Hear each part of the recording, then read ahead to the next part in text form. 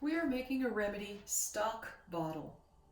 To make a stock bottle, you use a high proof, 80 proof or higher vodka or a grain alcohol. We like to or prefer using grain alcohol. Everclear is 151 proof. Either will do. I have several stock bottles here that I made already. These are remedies that I use quite often.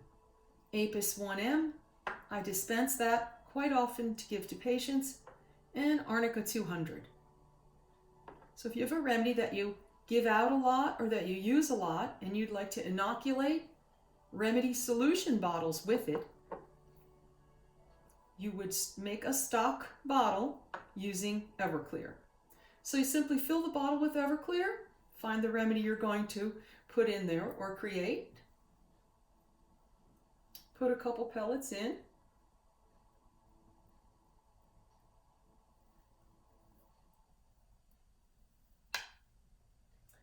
put the top on, the eyedropper. For stock bottles, I use eyedroppers because I dispense with these.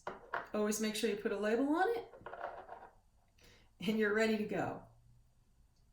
So now I take this, 1 drop of this in my remedy solution bottle.